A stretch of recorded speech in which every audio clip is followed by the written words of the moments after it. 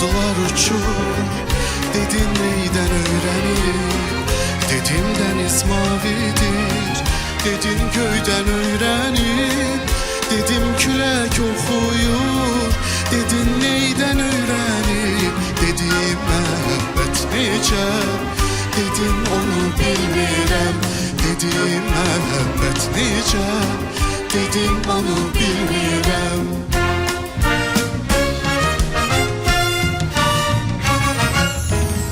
Dedim kalbim senindir, dedin o gül değil ki.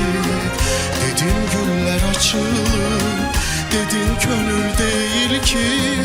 Dedim hicran yamandır, dedin ölüm değil ki. Dedim hüsarım necə, dedin onu bilmirəm. Dedim hüsarım necə, dedin onu bilmirəm.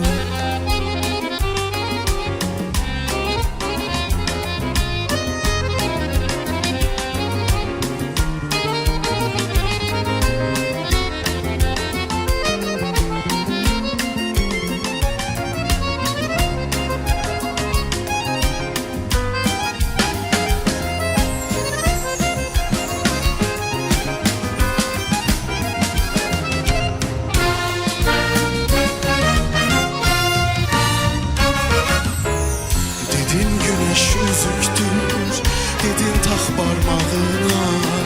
Dedim nişanlın var mı, dedin bax barmağıma.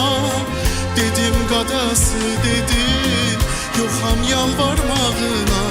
Gönlümü açsam necə, dedin onu bilmirəm. Gönlümü açsam necə, dedin onu bilmirəm.